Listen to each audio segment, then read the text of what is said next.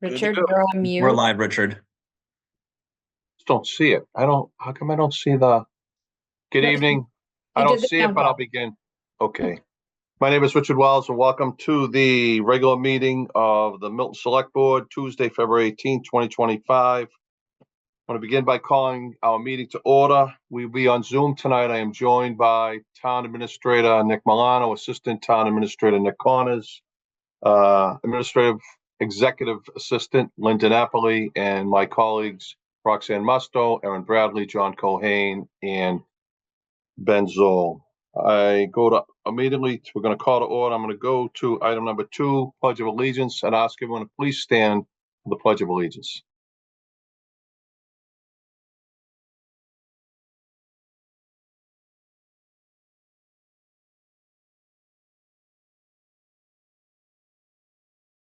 I pledge allegiance to the flag of the United States of America, and to the To the republic for which it To the stands, republic for which stands one one nation, nation, under under God, God, indivisible, with with liberty and liberty and justice for all.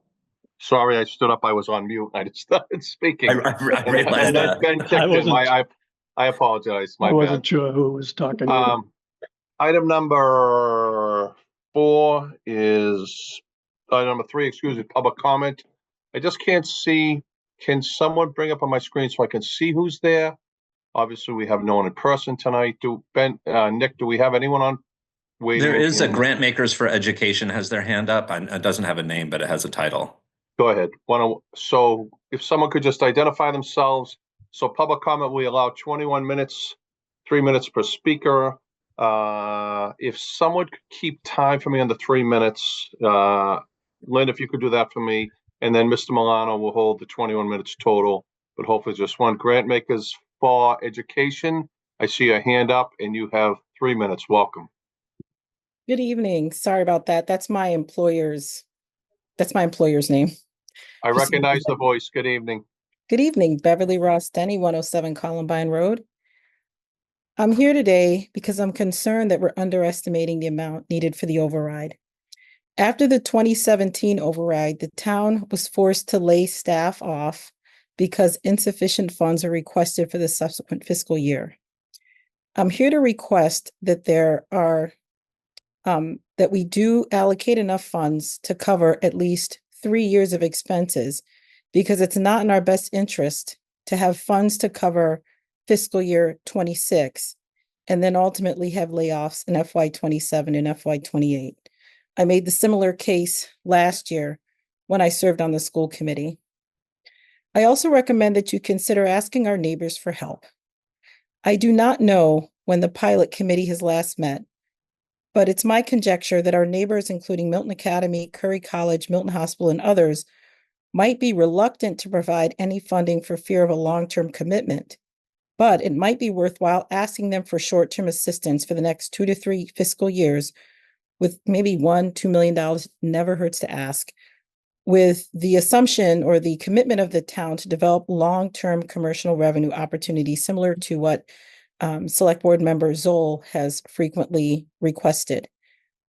We can't cut our way out of a structural deficit, but we can begin to come up with new and creative ways of developing commercial property that is not impactful to the neighborhoods that are already congested.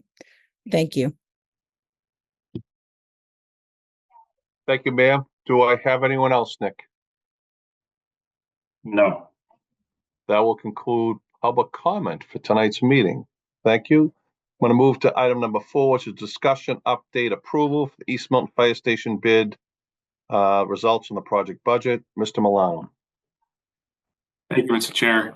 Brian Walsh, Chair of the Fire Station Building Committee. Brian Fors from Vertex, the owner's project manager on the project, and Chief Chris Madden are joining the meeting as we speak. Welcome all.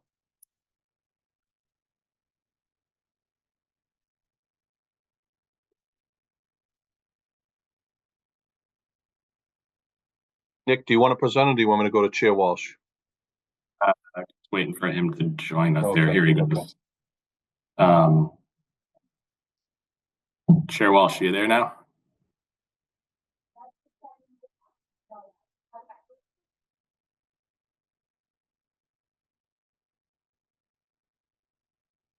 Brian Walsh, you good? Are you with us? There he is. I am. Good evening, Mr. Chair. How are you? I know you're here to present on East Milton Station, so the floor is yours to present where we are at. I know you're joined by the chief and Brian. And Chief, you had a busy day today. I'm up in New Hampshire. You're on every news channel. Nice job. I'm not going to go there. That's all I'm going to say about today. So Tremendous job by the crews working today. So that's a first for me. So Mr. Chair Wallace, the floor is yours. Actually, Nick, was it your intention to walk through the presentation? Sure, I'm happy to, if that would be helpful to kind of set the page here and then take it from there. Yeah, and I'd be happy to comment or participate, as needed. Great. All right, so I just have a few slides here just to provide an overall update for everybody. Obviously, feel free to jump in with questions as we go. Big picture, as everyone knows, the new fire headquarters opened earlier this year, and the meeting room in the old fire headquarters opened this summer. Obviously, the headquarters is fully operational. The meeting room is starting to be used, and we appreciate folks who are in there. So if you have a board or committee and looking for space, feel free to reach out to our office to schedule a meeting in there. Great meeting room, and there's a warrant article at the town meeting next Monday to even further outfit it to allow televised meetings to take place in there as well.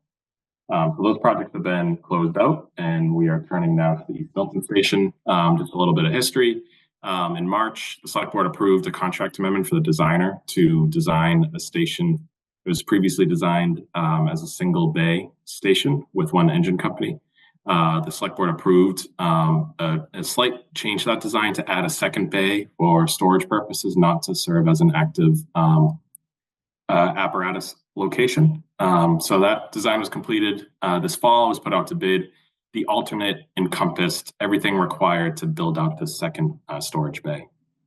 9 bids were received in January. Tower Construction Corporation out of Rhode Island was the low bidder. Their base bid was $7.5 million. Their alternate number 1, which was the second bay, is $724,000, which brings us to a total of $8.277 million to design it with both bays rather than just the single bay. We talked a bit about this at the time, but I'll turn it over to Chief Madden to discuss a little bit about the need for the room and the storage, and then we can get into the budget finances a little bit from there. And I'll come back to that, but I'll turn it over to Chief now in terms of what would be used and how the space would be utilized. Thank you very much. I appreciate your time tonight. When I look at the future of the fire department, and these buildings are being built for the future, we don't know where it's going to go and what the mission of the fire department will be. And so when you look out to see where we are, and obviously the changes in climate and everything else, and the mission creep from the fire department, rather, I first started was basically fires and medicals, and now we've gone from fires to medicals to car accidents to hazardous materials to wildfires and today flooding. So when you look out and try and predict the future, it's impossible. So the second bay allows us a little bit of flexibility for any kind of added equipment that we may need in the future. So that's important when you look at this slide here, the current layout where we have everything fits nice, everything's good. One thing that we do have right now is what we don't have right now is an adequate backup. So when you look at each bay, it's pretty full. The headquarters has the shift commander and the squad 1, which is a utility truck that we use for a lot of things. Show the boat, tow utility vehicle, UTV. Bay 2 has the squad 2, which is the brush truck. Bay 3 has engine 1, which is 2006. Bay 4 has the ladder, which is the drive-through. Bay 5 has the spare engine, which is a 99. And then outside storage would be car 1 and car 3, fire prevention. Engine 2 right now has engine 2 only. With the current bay situation, it's not, the floor is not stable enough to hold a second engine down there, so that's why we have it here. And then up at Atherton Street, we have a hazardous materials decon trailer, and we have our engine 4, which is there. So when we look at the second bay. And one of the things that we have coming in the very near future is we have a brand new engine coming, and we have a brand new tower ladder coming. So in the talks with the head mechanic, Charlie Colligan, one of the things that we're looking at why this second bay is so important is he would like to keep 2 spare engines.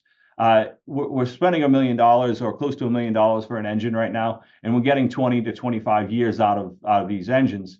And we need to be able to perform maintenance on it. So when you need to take an engine out of service to perform an oil change or a tire change, or if anything breaks or anything like that, there's a lot of pressure on them to get it fixed quickly, because if anything else happens, then we're down an engine. And so when we look at, the future of headquarters, everything stays the same with the new engine, the new tower. We're going to keep the spare ladder. We haven't had a spare ladder in 15 years. So keeping the ladder, Charlie Colligan and the previous maintenance people have done a tremendous job at keeping that 2006, a 20-year-old ladder truck in service on a regular basis, but it needs some maintenance. So we're going to keep the old ladder with the new ladder just to make sure that we have that spare. And then same with the engine. When we get that new engine the current engine one, which is 2006, so it's 19 years old, will be used as a spare. And we're going to keep the 99, which is, again, running it in great condition because of the work that Charlie and the people down at Central Maintenance have done. So when we look at it, if we don't have that second bay, that second spare engine will have to be sent outside and put outside. And we've done that before. We had a spare engine that was kept outside, and it quickly filled, the weather got to it, the mice got to it, and basically destroyed that within a year. And then you look at just if we don't have that second bay, all the stuff that we have up here, with utility vehicle, the rescue boat, it gets really, really tight in here moving forward for the future. So I hope you understand that, to keep the operations of the fire department running seamless with the adequate apparatus, we really need that bay just to keep a spare engine. So if something were to happen, we're able to make that change on the fly. Obviously, this weather outside right now, you can't keep anything outside. It freezes up. So that's why we need it. And for the future of the department, the future of the town, who knows what is going to be thrown at us. So I appreciate the time.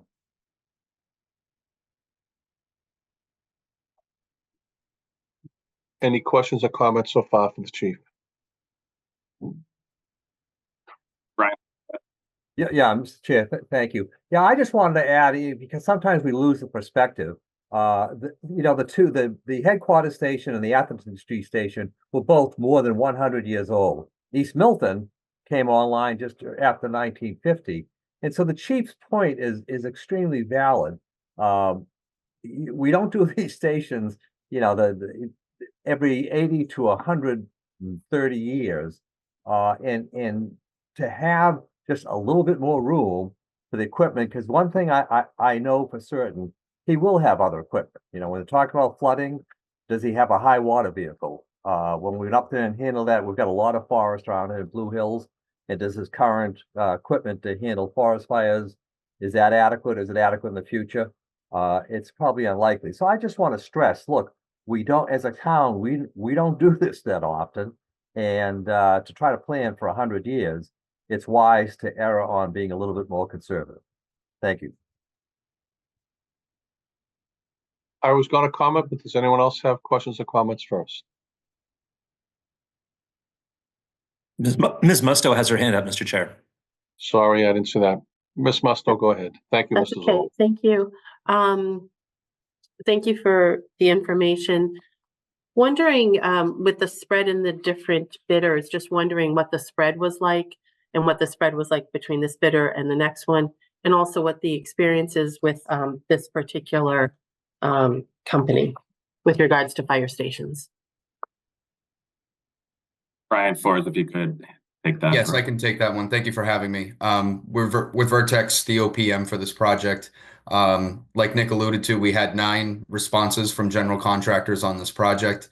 Tower Construction being the low bidder at the $7.5 million range.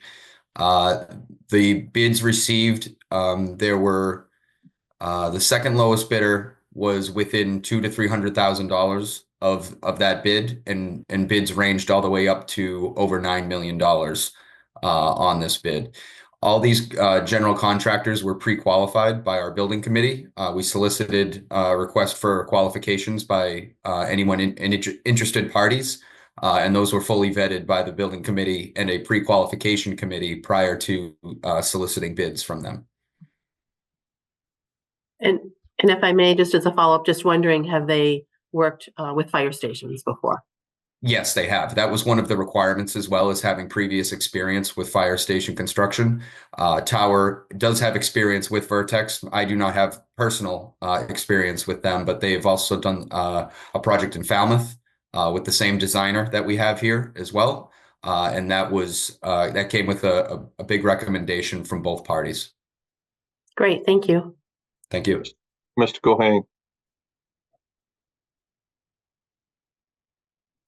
Not so much a question as just a comment. Or should we wait for comments to the board later? Or I'll wait for questions for them first. No, you can go ahead. Any question or comment that you have, go right ahead. I guess I appreciate the work that you've done. I'm stuck with where we are right now. Unfortunately, timing is everything, and timing is bad.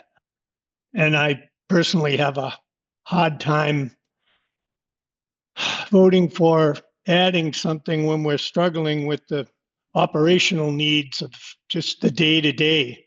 And I'm not just saying the schools, I'm talking town departments. And I just wonder if we could put this off a little bit because of what we're faced with. But I appreciate all you've done, and I find it difficult to do, but I find it fiscally responsible to at least say, because I feel like I'm voting for this over potentially, I know it's debt, but still, I just feel like I'm voting for this over operational needs. And that's my challenge. Thank you. Thank you, Mr. Cohen. So I just want to comment briefly, is the veteran members know here, and the chief and Chair Walsh have sat as a liaison on the fire station building committee since now almost 8 years, hard to believe. But a little bit of historical perspective, the police station was built when I was in high school. And just ironic, my father was on the police station building committee, and the police station was initially slated to have 4 double bay garages, and 2 of them in a very similar situation were cut. And little did I know I'd wind up becoming a police officer, and then I'd wind up becoming chief. That issue became a struggle for all of my career, and sure Chief King deals with it today. And if we're not able to fund this now, how are we going to go back and do it? And the point is, to your point, Mr. Cohen, we won't be able to. You know, we've been inundated with emails for the past week over people saying, please vote to support the schools. Well, I've said repeatedly in our meetings, we are a town of numerous departments. And as we saw on the news today, the fire service, just like the police department, are our frontline responders every day. And to the chief's point that he talked about the spare piece, that piece will be kept in the back of the DPW yard on an unpaved piece of pavement, and it'll be useless within a year. And I think we don't very often get chances like this. And I have confidence in Mr. Milano that he will be able to find a way to find this additional $500,000 to add this extra bay, because if not, we will never have it, and it'll be too late for all of us to ever go back and redress it. So that's where I am on it. We do have a motion before us to approve the recommendation of the Fire Station Building Committee for the East Milton Fire Station building project. Mr. Chair. I know I'm going to get to that, but Okay, I'm going to come back to you, and I'm just putting a motion. That's just let everyone know that that's there. So go ahead, Mr. Zoll. Go ahead. Well, I was actually going to let Mr. Walsh, if it looked like he raised his hand to respond to Mr. Cohen's comment. So if that's what it is, Brian, you can go ahead and chime in, and then I'll go after you. Yeah, thank you, Mr. Zoll. I just wanted to point out that the funding source for everything we've done so far on the fire station project, and including now East Milton, has been part of a special purpose stabilization fund. It was voted by town meeting, it was voted by the town, and it was actually voted by the Massachusetts legislature. That money that we're using could not be used right now for the school deficits or any of the other financial problems that the town has.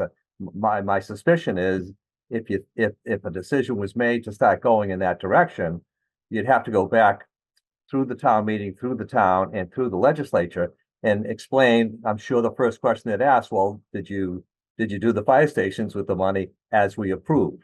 And of course, we wouldn't have to. We expect, and we didn't get to the financial sheet here yet, but we're real close to building the appropriate East Milton station, and I certainly hope you'll be able to approve that. And I just hope that kind of clears up for Mr. Cohen. I'm not sure if he did or did not know about the whole funding difference here. So thank you. Thanks, Mr. Walsh. So, Mr. Chair, thanks. Go ahead, Mr. recognizing me. Go ahead. Thank you. Just a quick, I was going to mention the same thing that Mr. Walsh did. I had a feeling he was going to mention that and probably say it much better than I could, which is usually the case. Also, Brian, the way that your lighting is on your camera, I thought you had a little mustache for a minute, and I was really excited that you were joining a facial hair club, but apparently not. So I just want to say both a quick word of thanks. I popped my head around. I didn't want to interrupt, but at Lower Mills today and saw what was going on. And Chief Madden, it's something that you and I have talked about before with this sort of increase of climate change and irregular weather patterns, both from the brush fires this past summer, now this flood. I think it goes to show that as we continue to evolve and grow as a community, we need to make sure that our facilities, both from the school perspective, but also from the first responder perspective, are adequate to deal with the 21st century problems. Certainly I think anybody who's been in the East Milton Firehouse Station would argue this probably wasn't even fit for the 20th century, but we have it and we've been making the best use we can. I think, based on my understanding of what the finances are of this, I'm not overly concerned about it. I do think, and we will continue to discuss that our town overall faces a larger structural problem that needs to be addressed, that won't be fixed by denying firefighters and our first responders the kinds of facilities that they need. In fact, I think it would be more detrimental to our town to not provide that, because we would be making a statement about the type of town that we want to live in. So thank you again to the Fire Station Committee, Mr. Walsh, and everyone else who's been absolutely tireless on this issue. I'm looking forward to providing better fire service for our neighbors in the East Milton area, which this fire station will undoubtedly do. So thank you very much, Mr. Chair. That's all my comments. Thank you, Mr. Zoll. Let me just look again. I just want to make sure anyone else. So Ms. Musto and then Mr. Cohen again. I think Mr. Cohen was before me, if he'd like to go. I can't hear you. Yes, I'm unmuting. I just wanted to say I was no way in any way suggesting that money be moved from the fire station to something else. No, I was not. The debt and everything is just at a point where I just am so stressed out about it. I'm afraid to vote anything new in. That was my only comment. I was not suggesting that at all. Thank you. Thank you, Mr. Cohen. Ms. Musto. Thank you, Mr. Chair. I wanted to say thank you to the building committee as well, and all of the time and effort you've all put in, and to Mr. Walsh especially. He's been there for a long time on this issue. Just wondering if you could just address for people that are watching what's going on with Atherton Street and what the plan would be for that for the future. Because I know when this went forward, we were talking all three stations and the costs came in as they did. So I know people up near Atherton Street would be interested in knowing what is up with that as well. Thank you. Mr. Chair, would you like me to address that? Absolutely, Mr. Walsh. Go right ahead. All right, thank you. Yeah, so a great question. Just a very quick refresher for everyone, especially that's just dialing in. When we started this project, working with our owner's project manager and our architect, this was pre-COVID, we had determined that the best pricing we could get for the town would be if we put all 3 stations at once for bid. And we, using that, and we went to town meeting and explained that and got that approach approved. Then we worked on designing 3 stations, and then we were about ready to go out and COVID hit. And now we had to regroup. I think most people realize that when COVID hit, it did a couple of things. It dramatically increased a lot of costs and created a lot of uncertainty. And the uncertainty, if we were to go out and bid all 3 at once, it would be project could be 10, 15 years. That uncertainty would make people responding to the bid to really increase their prices. So we said, all right, we can't do this. Let's decide what is the order that we should do. And there was no ambiguity. We had to do headquarters first. That was the hub of everything, the communication systems. I recall that we did a nice video, some of you probably have seen, and you thought you were in the Twilight Zone when you saw the ticker tape system that they had to handle emergency calls. But in any event, so we said there was no doubt we did the headquarters first. We've done that. Now we're faced with what should we do next, if we're doing one at a time. And the East Milton Fire Station was built in 1950. 3 or 4 years after it was finished, they sunk the expressway, dramatically changing the streets that cross over there. And 75% of the coverage area for the firefighters in East Milton are on, for lack of a better phrase, the Milton side of the expressway versus the Quincy side. And the fire department takes 1 minute to 1 minute and 20 seconds to leave the East Milton Fire Station and just make it over to the post office, which is clearly visible. It's short run. The requirements, national requirements for responding for a fire department is you should have 90% of every address in town you can cover within 4 minutes or less. Well, losing 1 minute and 20 seconds to 75% of your constituents is a real problem. And so now that we have the new location, the piece of land the town bought, which eliminates that issue, they have much quicker access. There was no doubt that in the best interest of the town, both the Atherton Street and the East Milton Station were very, very antiquated. They both needed a lot of attention. But the fact that we could dramatically improve the response time made us realize we really did need to do East Milton next. And that's what we're here to do. Now, in terms of Atherton, fair question. Thankfully, and I want to, especially to the select board, make this comment. I've found it just terrific to work with Nick Milano. He has really dug in deeply into understanding the funding formula that we have, and he's called it to our attention how it's going to be difficult to cover, for example, Atherton Street. So what we're going to do is we're going to, with your support, finish East Milton, which really needs to be done next, and then regroup. We know that when the Community Preservation Act was passed by the town, they used, in fact, it failed the first time. I don't know if you folks recall, but they kept using, well, we've got things like the fire stations that we'd like to preserve. And they was really specifically looking at Atherton Street with a rock front. It has a lot of value in preserving.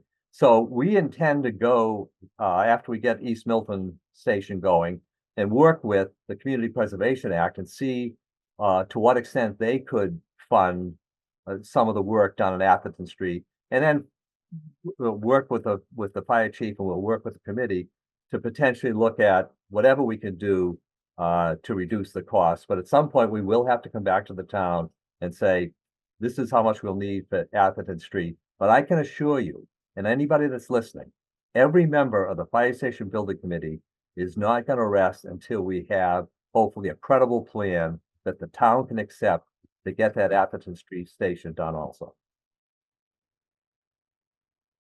Thank you. Thank you. You all good, Ms. Musto? I am. Thank you. So just a quick follow-up to Chair Walsh's comments. People at home may remember this. Ms. Musto may remember when the town sold the community preservation vote to pass community CPC for the town of Milton, one of the main items that was flown as a flag for the reason to support it was to redo the fire stations. And our former colleague, Mike Zoll, who sat on that committee, the CPC committee, truly advocated very strongly for that. I agreed with him on that. But as of today, not one dime has been spent neither on headquarters, nor will any be spent on Engine 2 in East Milton. And I hope for whatever members are here tonight that are on the board at the time, because I don't think I'll be here when this gets to that they advocate strongly for CPC money, because as a town, we marketed something, we voted for something, we passed something, and the firefighters and the fire service and the men and women of the Milton Fire Department and our citizens deserve that CPC money should be directed to that. Engine 4 is a historic station, and it's my hope that will happen at the time when it happens. So, Mr. Milano, Mr. Walsh, do you have a recommendation on, does someone want to make a recommendation on who you want to go with here for our motion? Mr. Wells, or Chair Wells, the Fire Station Building Committee did unanimously recommend the two-bay bid and accepting the alternate to do the two-bay station. I just will note that we did have to scrub the budget a bit to make the two-bay station work. We have pulled out some items that could be funded at a future capital budget request. So things that we had intended to be funded through this project would have to be a supplemental ask at a future capital budget, like the fiscal year 27 capital budget, as that would time up well with when the station is expected to open. In addition to that, Vertex has gone back and revised its amendment for construction administration to save the town some dollars there. We have gone to Context, the architect, to make the same request. And based on the experience on the headquarters building, Vertex felt okay with a slightly reduced contingency. So the contingency that we had planned was 5% of construction costs.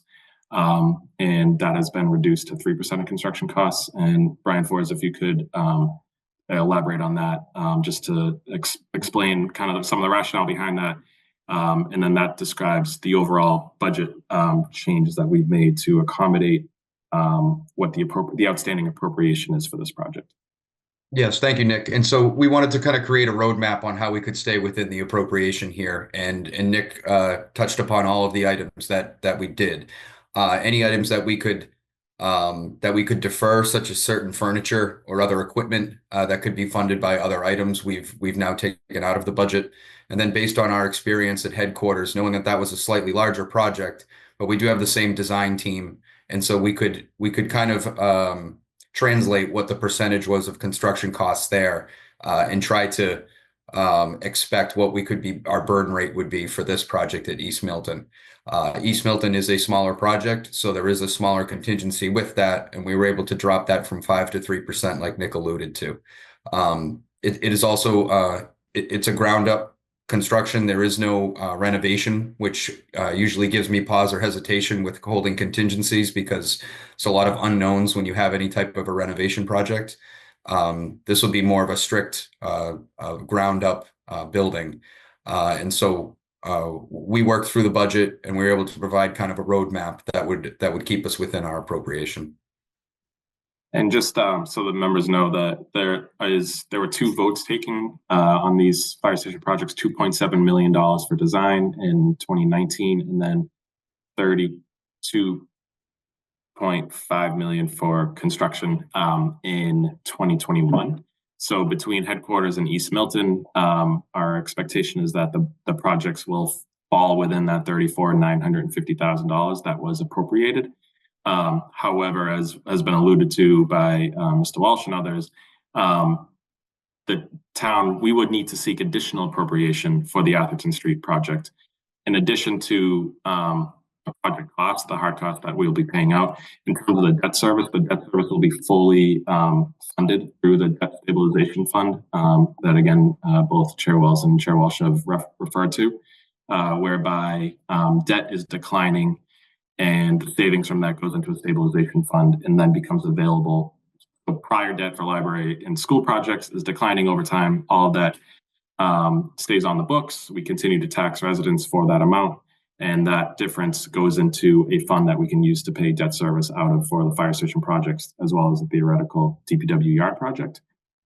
We expect that after we bond for the East Milton Station and close out the bond for any remaining debt for the headquarters building, we'll be paying about $2.1 to $2 million a year in debt service for those two projects, and the capacity under the under the Hurley Amendment or Debt Service Stabilization Fund is $2.3 million. So we fully expect to remain within that for these two stations. The question and next steps conversation has to begin around Atherton and how the town's going to tackle that one moving forward. But for East Milton and headquarters, with the changes that Brian described, we expect to fully remain under the appropriation and within the capacity of the Debt Service Stabilization Fund. Thank you, Nick. Oh, so, I'm sorry. I was just going to say, Mr. Chair, if you're ready for a motion, I can. I'm ready. I'm ready, Mr. Zoll. I'll take it. Okay. I'd like to make a motion. Oops, that my windows stay open. I'd like to make a motion to approve the recommendation of the Fire Station Building Committee for the East Milton Fire Station Building Project, RFP, and award the project to, what was the name of the? Our Construction Corporation. As in the same place. Yes. I'll second. So motion was made by Mr. Zoll, seconded by Ms. Musto. All those in favor, Ms. Musto, Yes. Ms. Bradley, Yes. Mr. Zoll, Yes. Mr. Cohen, Yes. and myself, yes. Mr. Walsh, you have a unanimous vote. Congratulations. Thank you, thank you, thank you for all the support. It's much appreciated. Thank you. Thank Thank you you. very much. Thanks, Brian. Thank you, Brian. Thanks, Chief.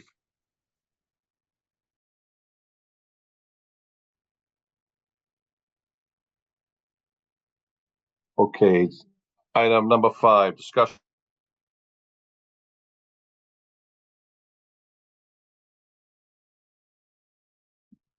I just lost the chair. Did anybody Yeah, else? me Or is too. it me? I just demoted him by accident. Oh, All right. okay. Try that again. Here you come. That's All going right, to come up on the Ron. review.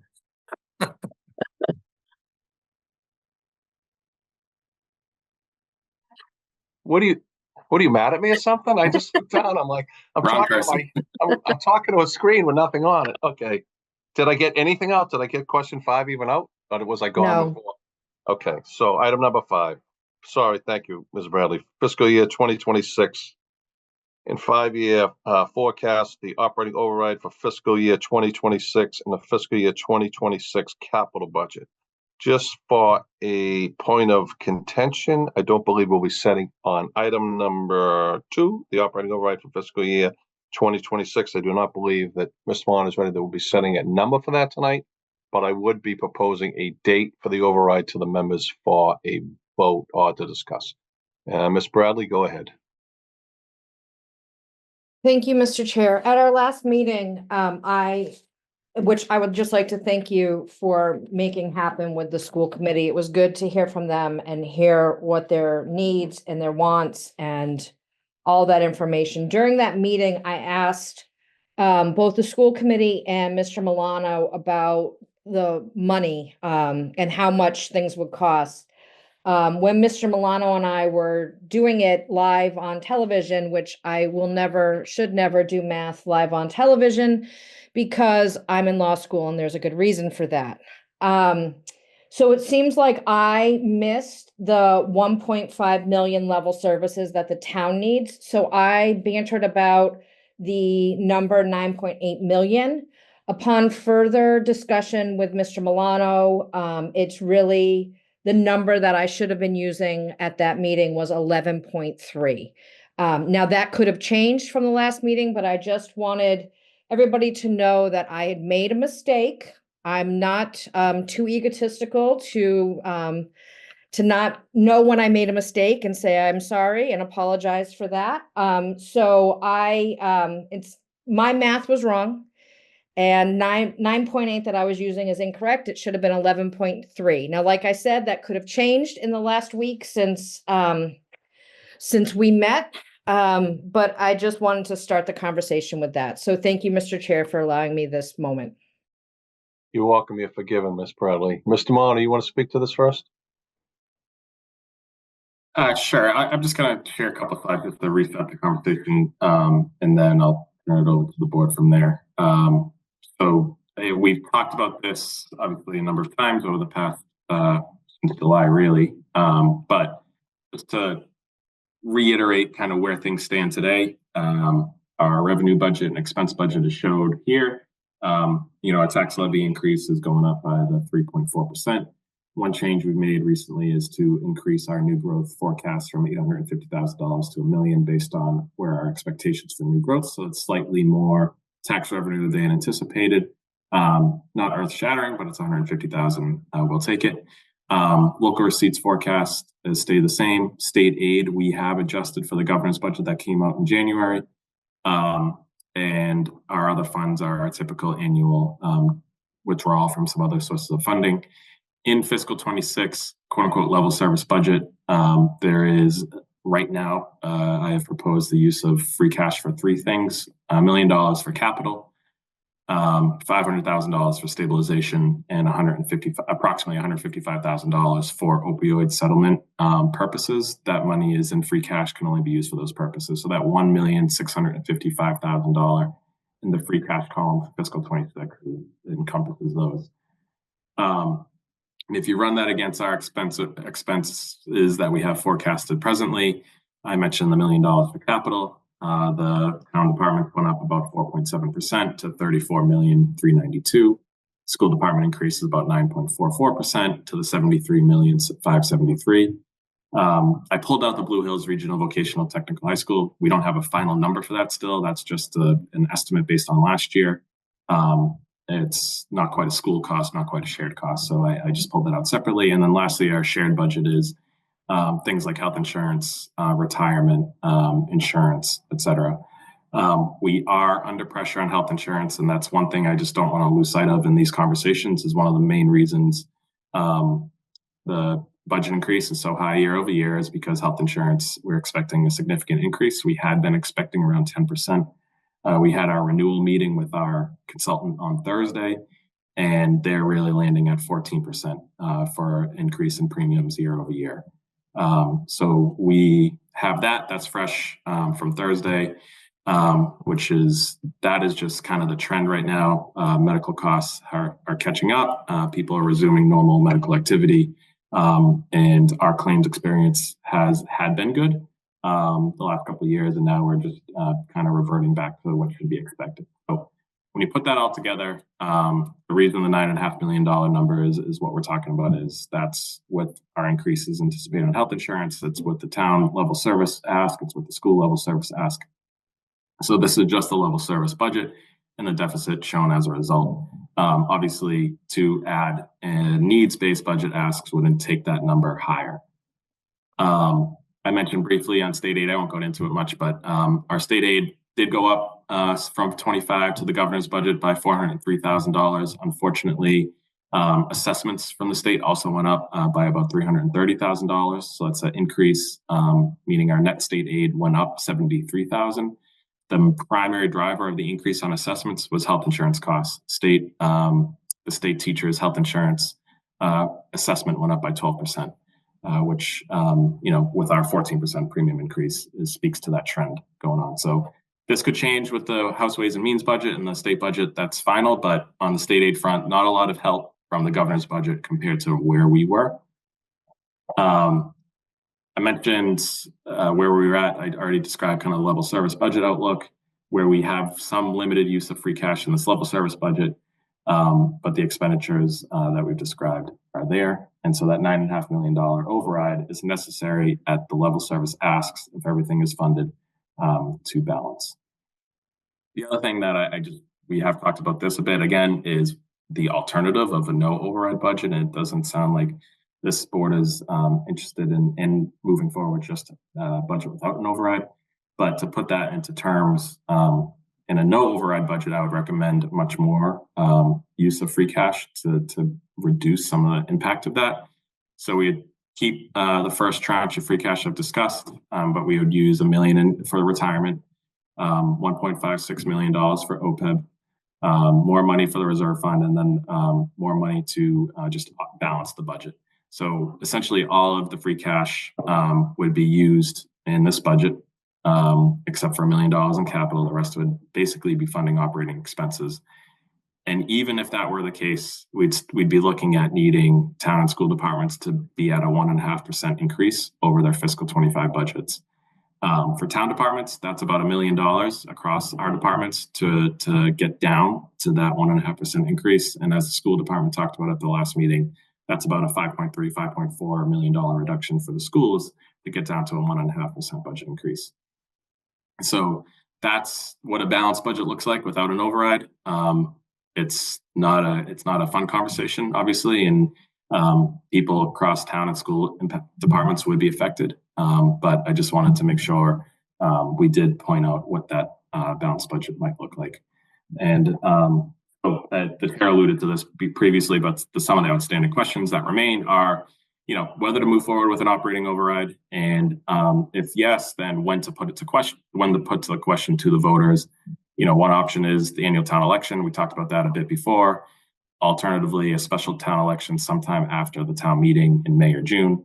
And then lastly, the dollar amount to put to voters. In terms of ballot question timeline, the state law requires 35 days notice to the town clerk prior to an election being held. So if the select board wants to call a special election or put this question on the annual town election ballot, you have to do that at least 35 days before that election. And really, we're talking, at least a good 8 weeks so that they can truly prepare and have that ready to go. So 35 is an absolute minimum. Prefer to push that up to 7 weeks or 8 weeks if possible. Mr. Chair, that was really all I had at this point. I just wanted to provide that context for the discussion. You okay if I comment on this?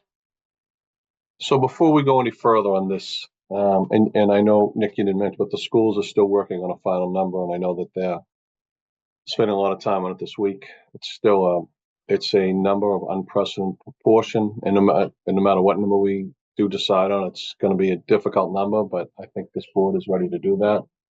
For my colleagues, since our last meeting, I have a conversation with Mr. Milano, and it was proposed to us from the schools that could we possibly look at April 29th, the town election, for the override. Now, I went through I met with the town clerk on Friday. I've gone through every single override we've ever had. Every operational override has always taken place in the month of June, usually the second to third week. The latest, I think, was in June 23rd. But they've all been around the 15th or the 20th. Reason being is you go through town meeting, you vote the budget for the year, and then you bring the question to the voters. In this case, the pink slips would have to go out to the MPS staff by May 15th. Am I correct, Mr. Milano? May 15th. So I would propose to each of you, and this will take a lot of work on all of our parts, the school's parts and the citizens' parts. It's one thing to write us an email. It's another thing to roll up your sleeves and go out and work for an override. I would propose that we hold the override vote on April 29th. We don't have to vote on it. I think it's on for a vote, but if everyone is fine with that, I will put this on for a vote at our meeting next Monday. Am I correct, Nick? Next Monday night at a prior to town meeting. I think this is really important that we do this. I know it's unique and it's going to take a lot of work from all of us, but I think in this case, there'll be some things that the school committee and us will have to work out as far as whatever number is selected and voted on. If it's approved, that when we do get to town meeting subsequent to the vote, that we both honor the agreements of what is passed at the override. So with that, that's my comments. I don't know who had theirs up first. I just put back up. Ms. Bradley or Mr. Zoll? Yeah, Ms. Bradley was first. Ms. Bradley and then Mr. Zoll. Thank you, Mr. Chair. So as you might remember from our last meeting, we had discussed about meeting before town meeting. I don't know how to say that without using so many meeting words. And I was not going to be present on Monday.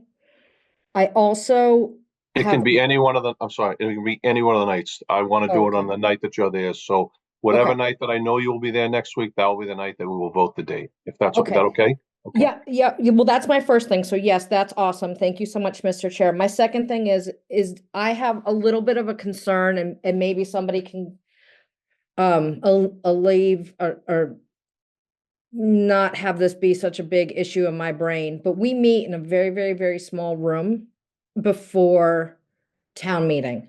There is no space to have any public present. If we're going to be voting on something so big, I have a concern that it's being done in such a small area with really nobody being able to see what's going on or hear what's going on. Those meetings are never recorded. And so I just think with something this big, we need to ensure that we are showing as much transparency as we can. And so I don't know if we use the media room that the school committee uses, and maybe we do it via Zoom or something prior to town meeting. But I have major red flags about a vote like this happening in what amounts to a closet at the high school. Well, can I comment? Let me go to Mr. Zoll first and then I'll comment. Okay. Go ahead, Mr. Zoll. That's fine, Mr. Chair. Thank you. I share Ms. Bradley's concern, and I think that we can probably find a bigger space, even if we can't do it online, whether it's the cafeteria or the meeting room, and somewhere in the school that we could meet, where at least we could accommodate a small audience. I just want to comment. First, I want to thank all of the residents who did write. I don't think it's great to just say it's easy to write an email to.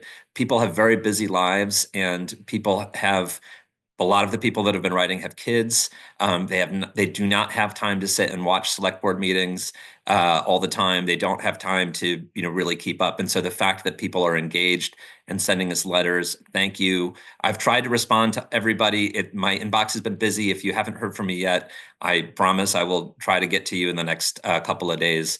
But what I really want to say is I think this board can make more than just one decision about whether or not we're going to be putting a ballot initiative forward. I think that we need to commit to at least having a level services budget available. I think that is the bottom. And I think everybody knows if we have a level service override, we're probably going to need another override in a year or two. So I think then there can be a discussion about, do we want to have an override every 2 years, or do we want to do one big one this year?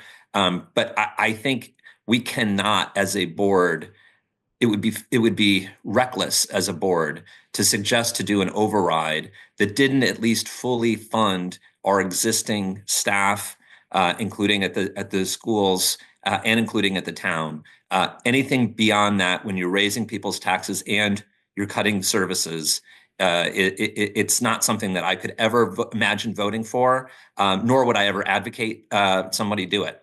I've talked before in this meeting about the importance of this town to start engaging in some serious long-term planning. What we've heard from Mr. Milano tonight emphasizes that relying on residential taxes, which by law can only increase 2.5% a year, is not a sustainable long-term strategy for this town. Our town is not structurally ready for the 21st century, whether it's what happened today with the flooding or the brush fires or the fact that our schools are in disrepair and overcrowded. We are not ready for the 21st century. And we are fighting 20th century battles with the state. So I find the fact that we're in this position should not be surprising to anybody who's been paying attention to town government, because we've been trying to be a 20th century town for years. And we're already, I hate to say it, a quarter of the way into the 21st century. So we've got to start really thinking strategically and proactively about how we can increase our revenue, increase our tax base without just burdening residents with higher residential tax bills, because that is not the way. I also want to just say that our schools receive $3,000 less per pupil than the state average. So I am all in favor of some increased transparency. I'm in favor of some increased looks at the school budget. But the idea that our teachers or our administrators are sitting on piles of taxpayer dollars is just wrong, and it's pernicious. And it really, as people think about how they're talking about this issue in your town, remember that our teachers and our administrators and many of our town staff are your neighbors and they're our residents.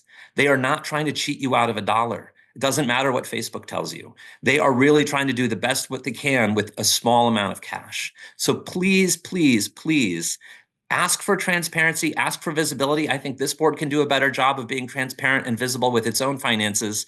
Please ask us for that, but please do not attack the people who are doing their best to keep us afloat. And finally, what I'll say is, and I promise, Mr. Chair, I don't have pre-written remarks, but I'm not going to go on and on. But the last thing I want to say is this is not a zero-sum game, and it's not about only the effects that this has on certain populations. Everybody is affected.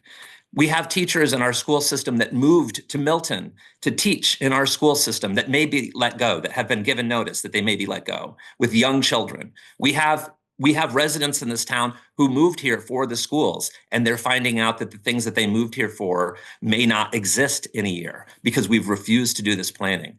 I have a friend of mine who doesn't pay any attention, bless her, to the town politics, who texted me 2 weeks ago saying she has a child who is scheduled to go to the pre-K at Tucker. She has another baby on the way, and just learned that the pre-K at Tucker is going to get canceled if this override doesn't pass. That's, for her, childcare expenses for another year that she was not planning on. So she's not talking about a $300 bump to her property tax bill. She's talking about a $30,000 bump to her child, to her childcare expenses. These are real costs that people are bearing. So we owe it to the citizens of Milton to both have a realistic conversation about making sure that we're not passing an override that's going to make this town worse. And we have to promise them that we are going to change course and we are going to start thinking about ways that we can make this town financially sustainable in the long term. If we fail to do those things, we are failing our residents and we are failing our future generations. And we're going to end up as a town that has, bad schools, low population, bad services, and that's going to affect everybody's property values, the thing that we seem to hold dear more than anything. So please let us as a board commit, at least tonight, to not funding anything less than a level service budget. Thank you, Mr. Chair. You sure that's it? You can put your hand down. Well, it depends, but yes, I'm sure. Listen, I'm just trying to move the conversation along. I'm not sure who was up, Miss Musto or Mr. Cohane. Who was up? I think I was. All right, Mr. Cohane and then Miss Musto. I share the concern with the speaker earlier tonight that I'm concerned that it's not enough money, because I'm looking at, first of all, you remember at the end of last year, after the year was closed out, we had a $3.8 million overage that we dealt with creatively. But it still left the fact that last year's budget was 3.8 over. We knew going into this year, 2025, that this year would be trouble too, because we based this year's budget on last year. And I've been going and sitting in on the subcommittee, finance committee meetings, the school committee. And several weeks ago, it came up that we were $2.3 million behind a deficit for the first 2 quarters of this year. So I'm concerned that, that kind of, again, we came up with creative ways to deal with it, but it doesn't change the fact that the budget was off by 2.3 million. So I'm just concerned that we're starting with, I'm looking at the proposed level service budget numbers from their presentation back in December, and we're starting at 67.25 million. And really, it should be 69.5 because of that $2.3 million. And that basically, it just raises everything. I'm just concerned that we have in the interest of disclosure, I just like to see that $2.3 million. What was it actually? What was actually over? It would make me more comfortable. I also have to say that I do think as soon as we can, we need to vote to put it on the ballot in April, because there's so many people, I feel, teachers especially, I hear from, that are on pins and needles. So, the sooner we can at least vote to get it on the ballot, I would have to support. As far as what the number is, I agree with the chair. We have some work to do. Thank you.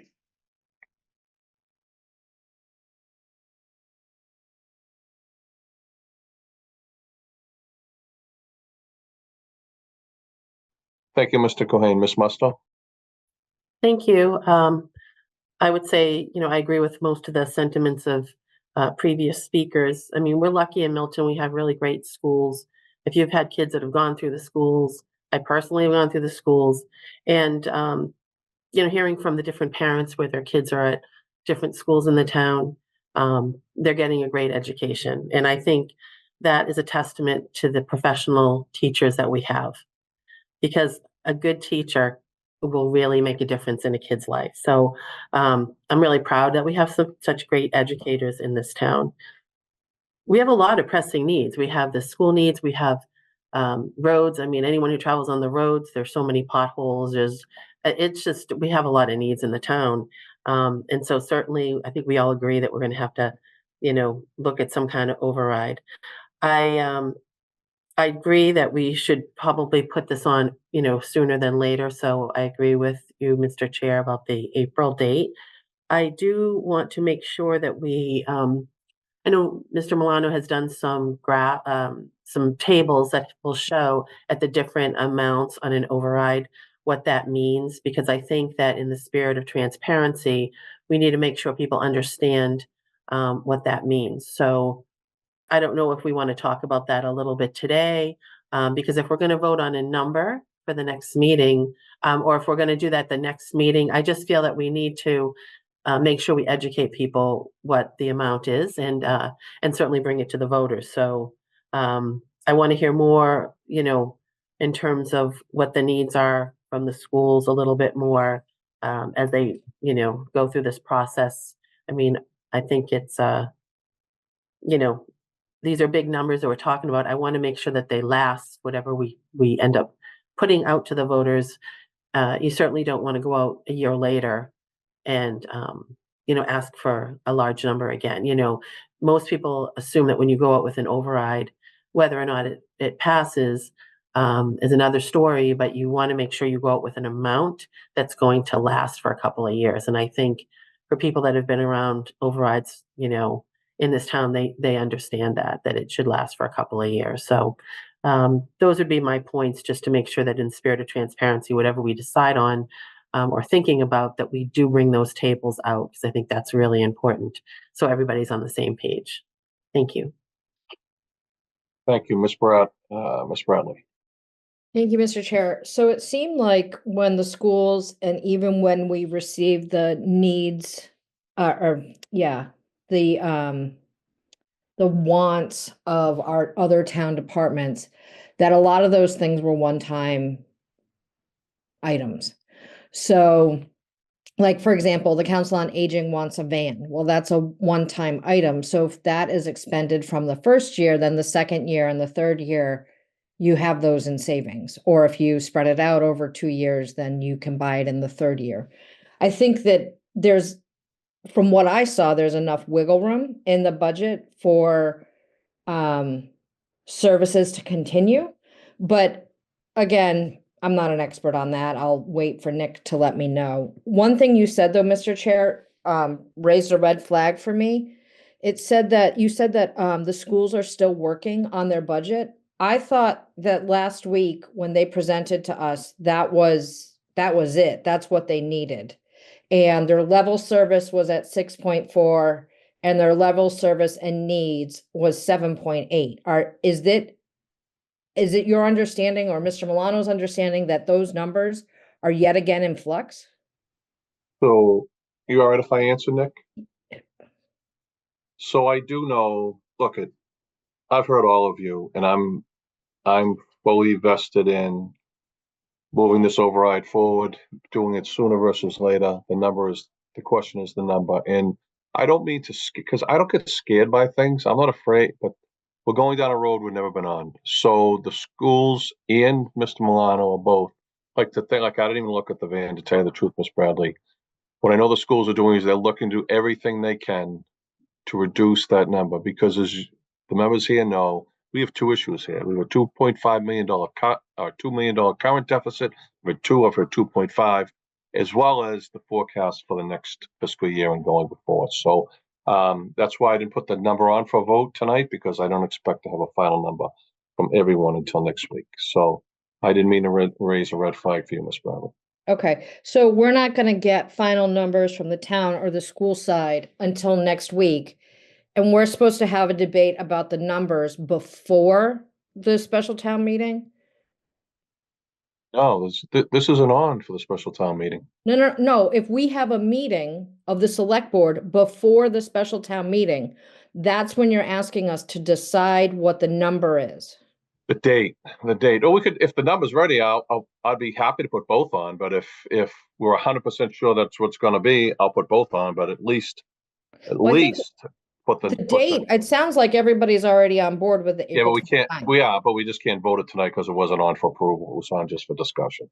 This Actually, came quickly. we can, Mr. Chair, and Nick can share this with you, but according to the open meeting laws, if all members agree and there's been discussion about it, then yes, we can vote on the date. We could even vote on the number if we all agreed on it, but I haven't heard that yet. I waited and I heard Mr. Cohen, Ms. Musto, yourself, Mr. Zoll, myself all say that we agree to an April 29 vote. So according to what Mr. Milano and Mr. Mello had sent me earlier in the week, we actually can vote on that tonight and make that happen. My issue with that, though, is that we're going to be, let me back that up. Hold on one second. Wait, hold on a second. I need to ask Mr. Milano a question. Mr. Milano, do we actually need to vote on a number to put out? Mm-hmm. We do, right? Yeah, we do. Yes, we do. The operating override, unlike the debt exclusion that we spent a lot of time talking about, the operating override as an explicit number in the ballot question itself that the voters see. And so that leads me to the next thing, which is where I started, is that if we're going to have that discussion in a small little room at the high school, that is not transparent. That is not recorded. That is just the five of us and Lynn, and sometimes Elaine's in there. I never proposed that, Ms. Bradley. All I proposed for next week while we were pre-town meeting was that we put the date. But if you're correct, and if Mr. Milano, if you agree with this, I'll make the motion right now that we set the override vote for April 29th, 2025. If someone wants to second that. I'll second it. Second by Mr. Chair, would you take an amendment on that? You have another date? Go ahead. Not another date, not another date. An amendment to say with no less than level service. I wouldn't accept that tonight because I first off, we're on school vacation. I'm not voting any numbers saying I've told. But we're at least... hold on, let me finish. I've answered every single email that came to us. It took me 2 hours yesterday and an hour and a half today to answer every email. And I told every person we would not be voting a number tonight, but that I did think we would be voting the date, but I didn't know until I looked at the agenda this morning that wasn't on for a vote. So I wouldn't accept that as a friendly, but to Ms. Bradley's point, I agree with you. If the vote is ready, if we get a number by next week, and I'm uncomfortable with you not being there, and I'm definitely, one, I wouldn't do it without you there. It's too important to vote. And two, I agree with you on, I was thinking time versus logistics of where we are. I got you on that. Yeah. Maybe we can find a time next week. I'm hoping we get through town meeting in a night, and you don't even have to go there. But if we don't get through it in a night, then maybe we look at one of our other meetings that's posted either Tuesday or Wednesday for next week and do it at a normal location at a normal time. Okay. We can come through with that. Okay. That makes me feel way comfortable, Mr. Wells. So thank you for that. Can I just make a suggestion to that? Go ahead. So it's fine if you don't want to accept my friendly amendment. I'm just I not do ready to believe go it's there yet. important. Okay, I get it. I might suggest that we post a time for Thursday also that we don't necessarily have to use. But I appreciate, Mr. Chair, your optimism that town meeting may take one day. How about this? We'll I post share every your day next optimism. week. We'll post every day next week just to cover it. How's that? I think that's not a bad idea. And then if Okay. it turns out that we need to use an extra day, then we at least have it posted. Thank you, Okay. Mr. Chair. That's it. I know Mr. Cohen has his hand up. Okay, so motion made and seconded. Mr. Cohen, go ahead. I like the headphones. Looks like a radio Thanks. DJ. Thanks. Helps me to hear what's going on. I just was stating that I support the putting it on the ballot in April just to let everybody know, but I'd rather wait till we have some more information myself personally before we actually vote it. We're not So- voting on a number, Mr. We're just Cohen. voting she's Miss Bradley's right. So, Mr. Cohen, to answer your question, the two people that I wanted to hear from the most on this, outside of people in the schools, and particularly those in the Milton Educators Association who are most significantly affected by this, because they have to have, if they're going to get pink slips have to be given by May 15th. And if we lose those, if we do, and it's a significant number, as we all know, and that if we lose those educators, that they'll probably go to another school system. It'll be very difficult to bring them back. I think too, though, the fact that moving it up to April gives us momentum. I know it shortens the time and makes the work that much harder.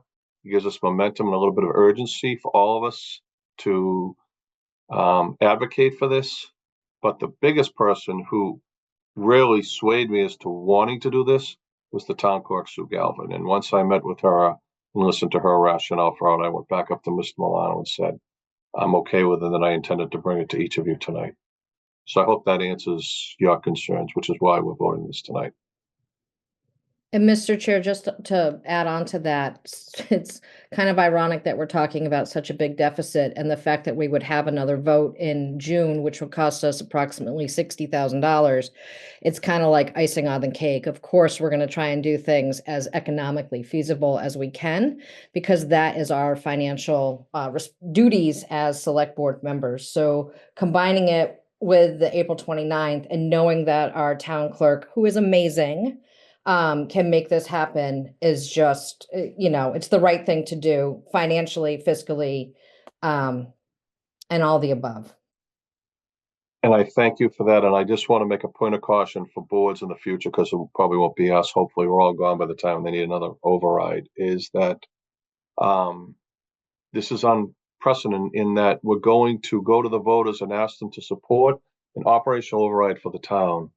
And then subsequent to that, we're going to go to a town meeting a week or so later and ask the town meeting to support the number that the residents will have passed. Right. And both us, I believe it's incumbent upon us, and I've already said this to Chair Carolyn, I believe she's articulated the same thing to her members. We both have to stand by what we ask the residents for. We cannot go to town meeting and then try and slice and dice what the voters are going to have to make a very, very hard decision on. Because as you know, Ms. Bradley, we've talked about this ourselves about this. I've talked publicly about this.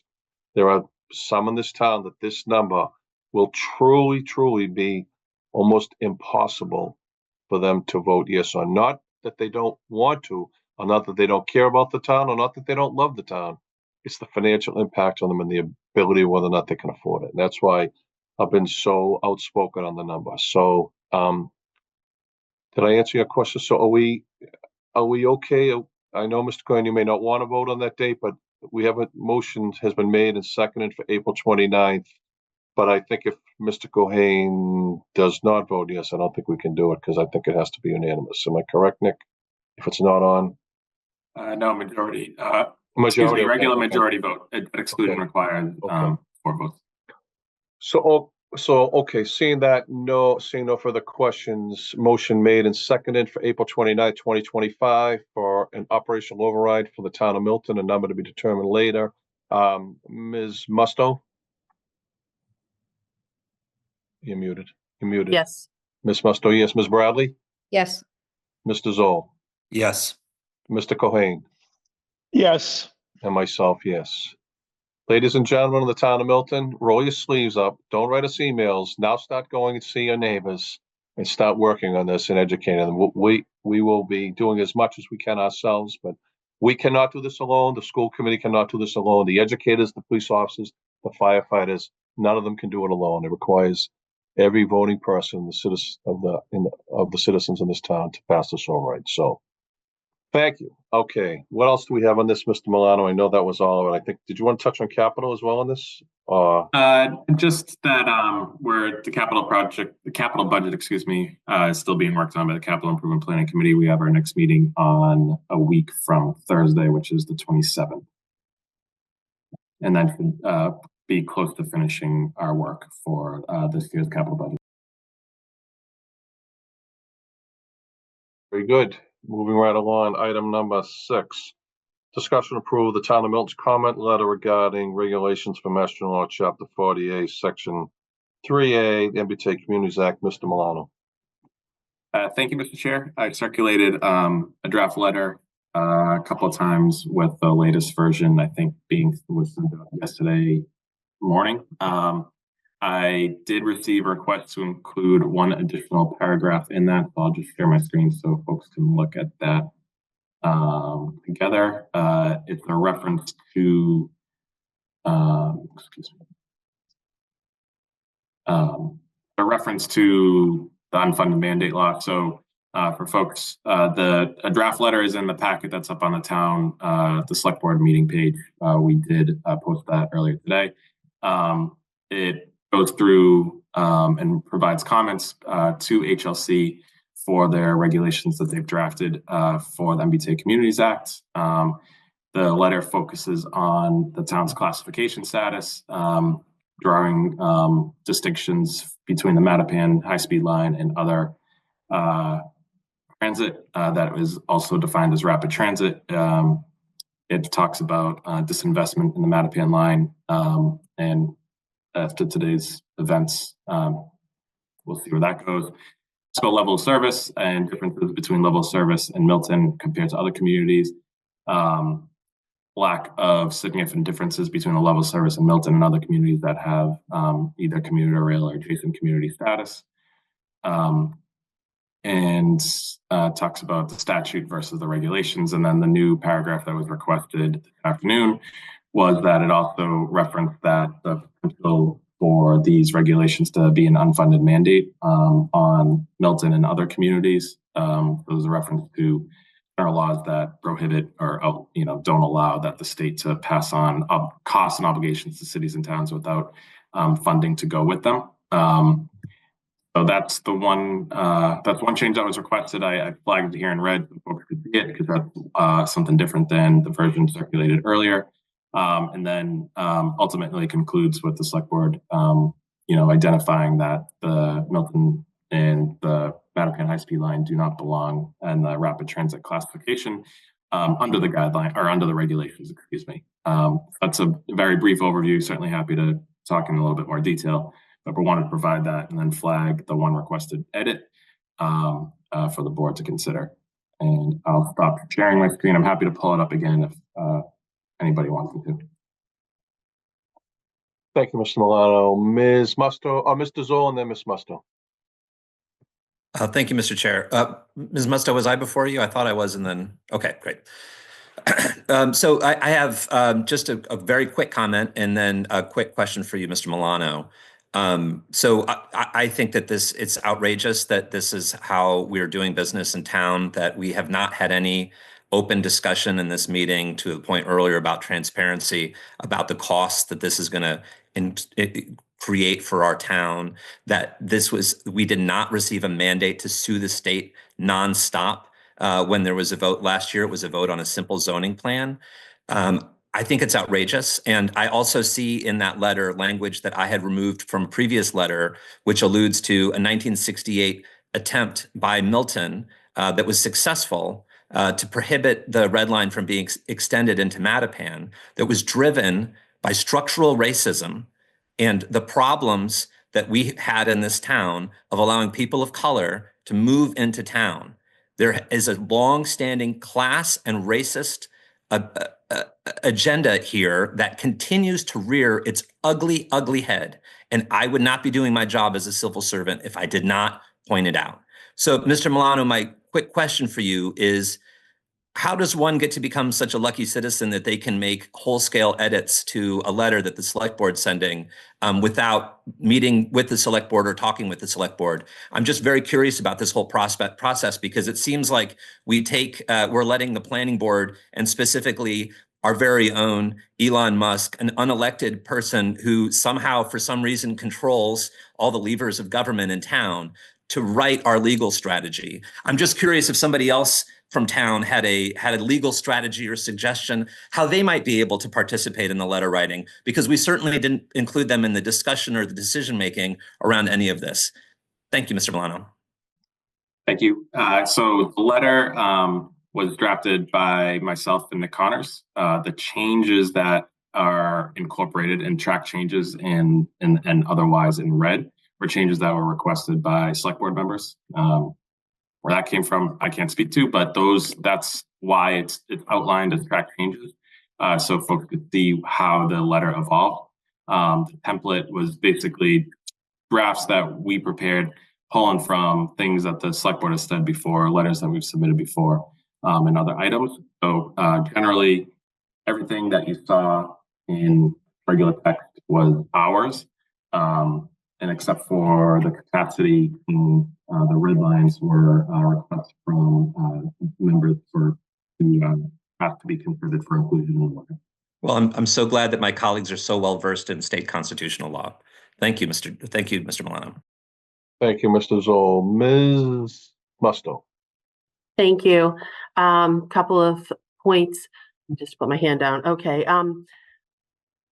I just want to say that this is a Town of Milton meeting. This isn't an Elon Musk national agenda kind of meeting. So I really am tired of hearing about national politics in the Town of Milton. So let's start there. Sick of hearing how we're classist and racist, and it's a racist agenda. Because you're bringing up historical information and you're overreading and overreaching. So I'm tired of hearing about that as well. So I think we should stick to history and fact. But I wanted to go through the letter, Nick. There were a couple of little areas I wanted to just run by you. Under trolley history, in the second paragraph, and first of all, I will say that I think the letter is a really well-written letter. So I wanted to compliment you and Nick on the letter. In the second paragraph, just wondering, it says, like the last sentence talks about, it describes, it's the MBTA itself, and it talks about many bus routes and the Neponset Greenway. Sort of reads sort of strange. If you can read that, it feels like it's missing like something in it, Nick, that particular line. I don't know if it's missing a word or something.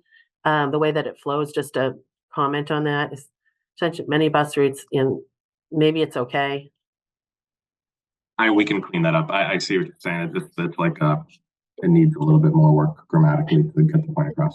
Yeah, it's just like a minor thing. And then further down under Mattapan Trolley Investment, about halfway through, where there's it's 1, 2, 3, 4. The fifth line, after it says reliance on historic PCC streetcars, and it says many of which have exceeded, I would say all of which, because they all have exceeded their time, right? So I would say that. And then on the, yeah, all of which, yeah.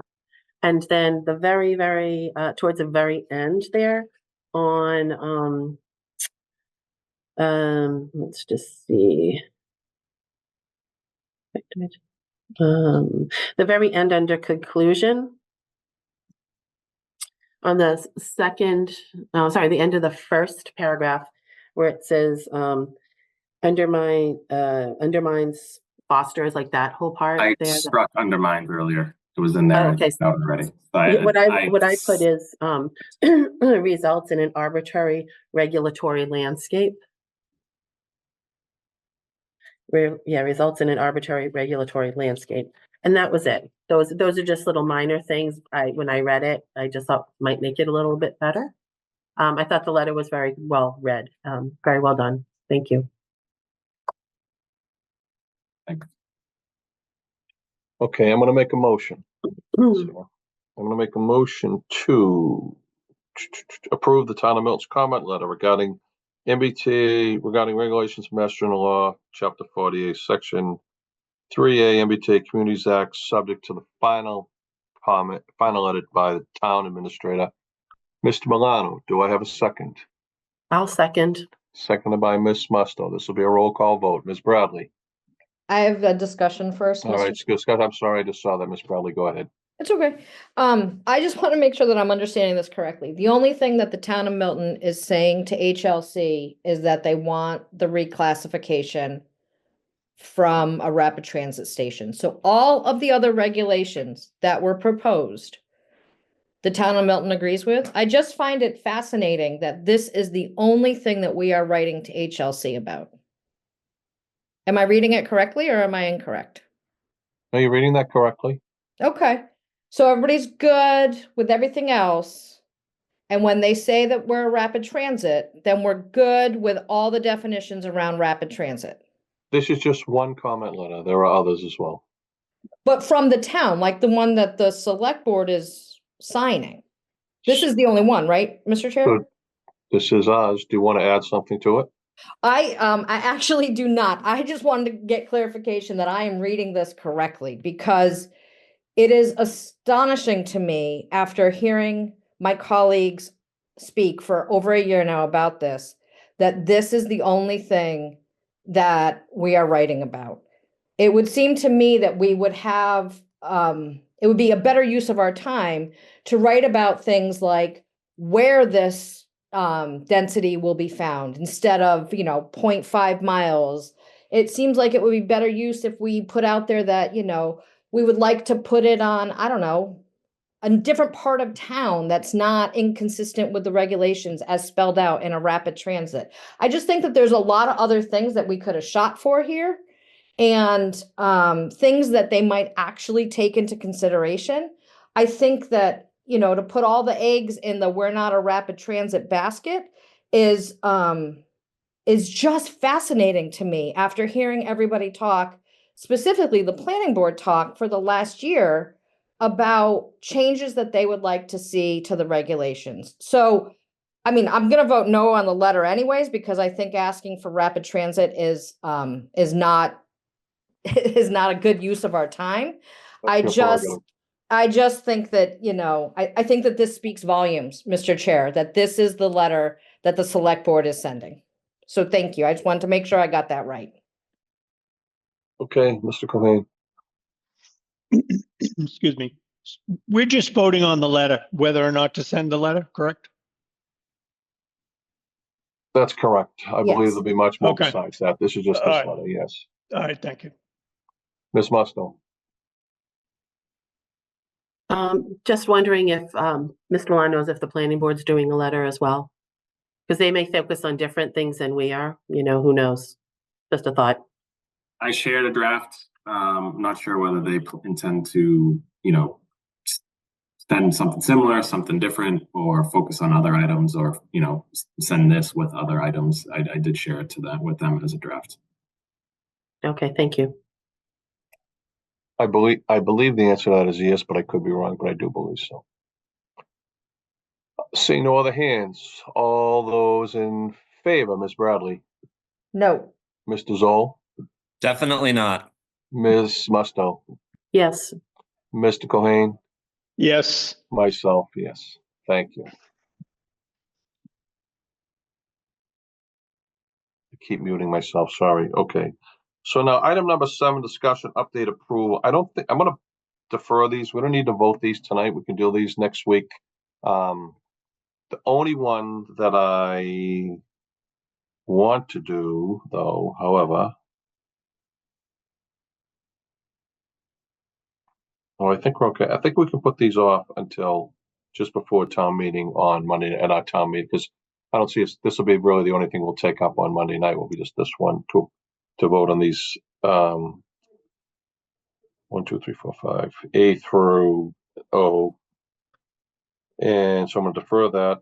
And then, well, that'll move us to item number 8, Mr. Milano, Town Administrator's Report. Thank you. So just, again, thanks to Chief Madden, Police and Coastal and DPW for all responding this morning. When I got an email from MBTA that the Mattapan line was being supplemented by bus service because there was too much water at Milton Station, I thought the email sounded funny, so I took a ride down, and unfortunately, what we saw was not just a little bit of meltwater. It was the river coming down into it. So thanks everybody responding for the assistance and getting the passengers off the trolley, and for offering to assist. And hopefully any repairs can happen quickly and get that back up and running. I will note that Chief Madden didn't mention it, but we had 4 firefighters graduate last week. Dennis Driscoll, Jamie Stillman, Peter Scully, and Kenneth Hamilton completed the academy last week. It was firefighter Driscoll's first day today, so he had a little bit of excitement for day one. So they'll all be doing some training for the next couple of weeks for the first couple of shifts, and then we'll be in line as firefighters. On that, I don't have too much more to add, as special town meeting starts Monday night, 7:30 at the high school.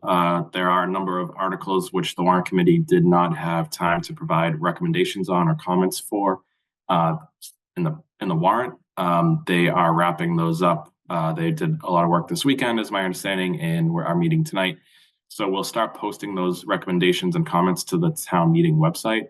And then as any potential additional amendments or presentations get sent in to us, we'll post those to the town meeting page. So if you're a town meeting member or resident interested in what's going on in town meeting, check back. It's townofmilton.org/town meeting. We'll bring you there for everything related to town meeting. And that's really Nick, I want to ask a quick question about the town meeting schedule, because a couple of people were unaware of this. Traditionally, town meeting has taken Wednesdays off.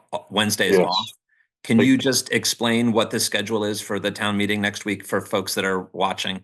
Yes, when we went to book the auditorium, it was booked already for Thursday, so we did reserve Wednesday. So on the warrant, it says Monday, Tuesday, Wednesday.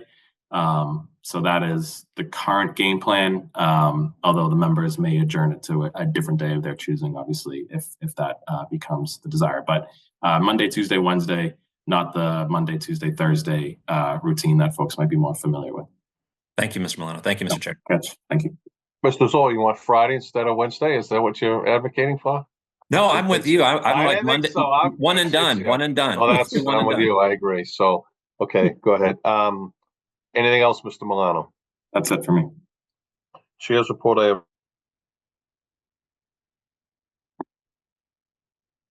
nothing. Public comment response already. Future meeting dates. Chair? Oh, go ahead, Ms. Bradley. Go ahead. Mr. Chair, if I could give a great big shout out to the Division III champion boys track and field. Woo! I want to give a special thanks to Chief King, who gave them police escort very, very, very late at night on Valentine's Day when we were driving back from the Reggie Lewis Trackathorium, I guess is what I'm going to call it right now. The Reggie Lewis Center. That's what that one too. Yeah. And it was quite impressive. The kids all loved it. And so the boys won their division. They are the Division III champions. And the girls knocked it out of the park. They are the runners up for Division III. So they came in second. So big shout out to Coach Daly, all the staff over there. And I am just super proud as a track mom that these kids were able to hoist that trophy and run around the track. It was awesome to see. So thank you, thank you, thank you. And go boys and girls track. You know, you could try and put a little more enthusiasm in your comments. Thank you, Ms. Bradley. Anyone else?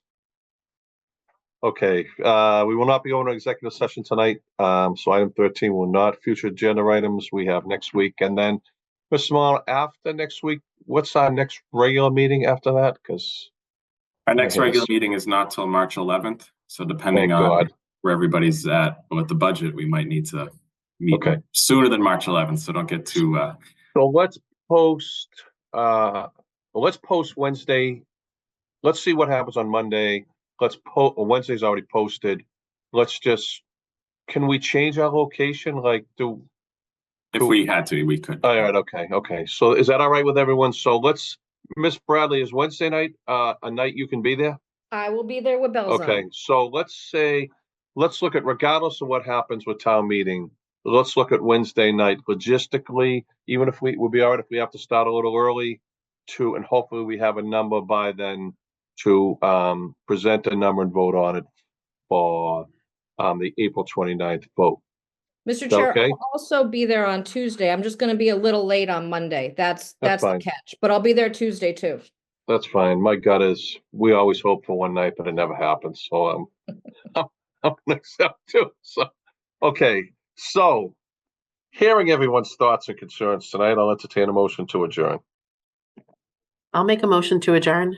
Motion by Ms. Musto, I'll second. second by Ms. Bradley. All those in favor, Ms. Musto, Yes. Ms. Bradley, Yes. Mr. Zoll, Yes. Mr. Cohen, Yes. and myself, yes. Thank you, everyone. Thank you for tuning in. We understand that this is an important time in our town's history, particularly with regard to looking at override. Overrides, and as I've said repeatedly, are never easy, but I have great faith in this community and great faith that we can come to a very positive outcome in this, but it'll take a lot of work on behalf of all of us. So thank you all and enjoy the rest of school vacation. Good night. Thanks, Lynn. Thanks, Nick and Nick. I'll talk to you Yes, tomorrow. thank you. Thank you all. Thank you. Thank Good you. night. Thank you. Thank you. Thank you. Good night. Thanks, Good- Lynn.